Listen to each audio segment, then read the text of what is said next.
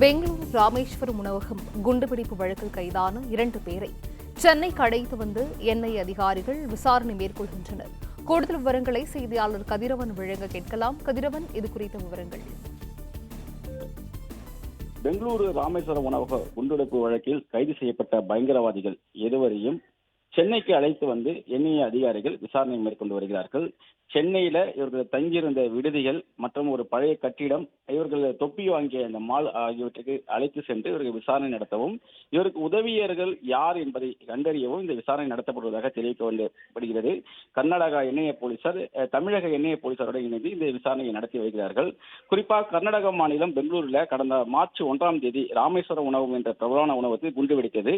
இது தொடர்பாக விசாரணை செய்ததுல குற்றவாளி தப்பி செல்லும் சிசிடிவி காட்சிகளை அடிப்படையாக வைத்து என்ன விசாரணை மேற்கொண்டுள்ள ஏற்கனவே இந்த எண்ணெய் அமைப்பால் தேடப்பட்டு வரும் முஷாஃபில் உசேன் சாஹிப் மற்றும் அப்துல் மதீன் தாகா என்று கண்டறிந்தார்கள்.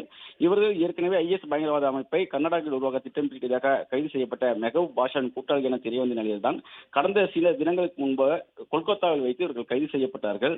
ஐபி மற்றும் மத்திய உளவுத்துறை கொடுத்த தகவலின் அடிப்படையில் கொல்கத்தா அருகே தனியார் விடுதியில் பதுங்கியிருந்த இவர்களை கைது செய்தார்கள்.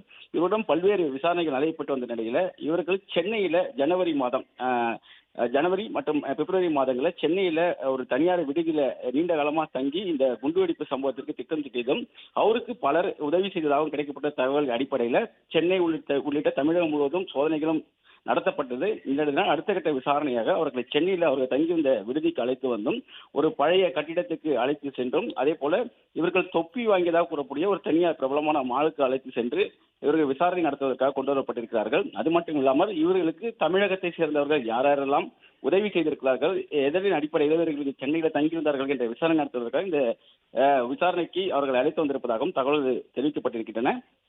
பெங்களூரு என்ஐஏ அதிகாரிகள் மட்டும் இல்லாமல் தமிழக என்ஐஏ அதிகாரிகளுடன் இணைந்து இந்த விசாரணையானது நடத்தப்பட்டு வருவதாகவும் தெரிய வருகிறது.